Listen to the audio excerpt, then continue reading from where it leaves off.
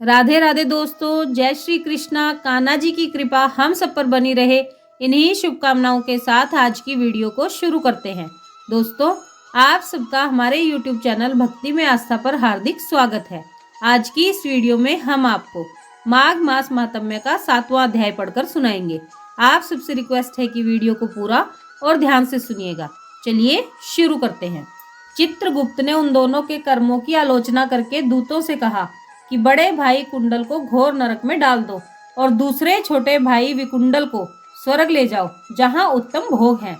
तब एक दूत तो कुंडल को नरक में फेंकने के लिए ले गया और दूसरा दूत बड़ी विनम्रता से कहने लगा कि हे विकुंडल, चलो तुम अपने अच्छे कर्मों से स्वर्ग को प्राप्त होकर अनेक प्रकार के भोगों को भोगो। तब विकुंडल बड़े विस्मय के साथ मन में संशय धारण कर दूत से कहने लगा कि हे यमदूत, मेरे मन में बड़ी भारी शंका उत्पन्न हो गई है, अतएव मैं तुमसे कुछ पूछना चाहता हूँ। कृपा करके मेरे प्रश्नों का उत्तर दो। हम दोनों भाई एक ही कुल में उत्पन्न हुए, एक जैसे ही कर्म करते रहे।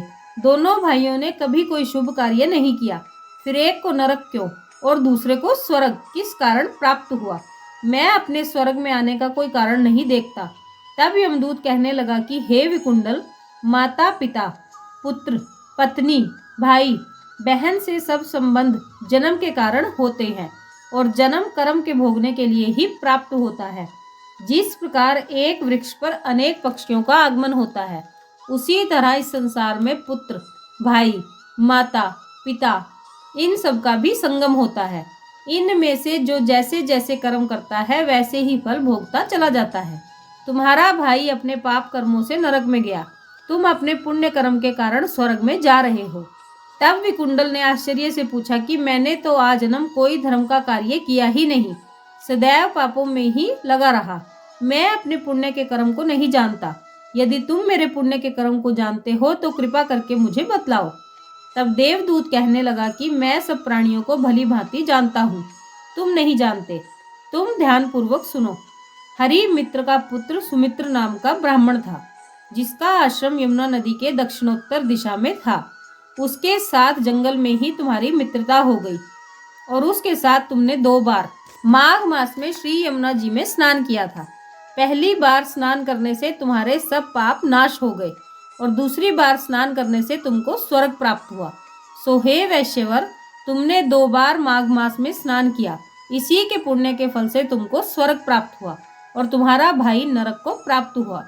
दत्तात्रेय जी कहने लगे कि इस प्रकार वह भाई के दुखों से अति दुखित होकर नम्रता पूर्वक मीठे वचनों से दूत से कहने लगा कि हे यमदूत, सज्जन पुरुषों के साथ 7 पग चलने से मित्रता हो जाती है और यह कल्याणकारी होती है।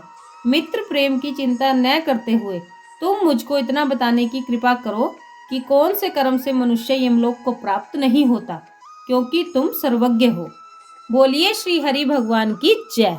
तो दोस्तों, ये था माघ मास महात्म्य का 7वां अध्याय।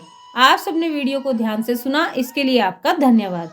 आज की वीडियो में बस इतना ही। कल फिर मिलेंगे एक और नई वीडियो के साथ। तब तक स्वस्थ रहिए, मस्त रहिए, अपना और अपनों का ख्याल रखते रहिए और प्रभु के श्री चरणों से जुड़े रहिए। राधे राधे दोस्तों, जय श्री कृष्णा, जय माता दी।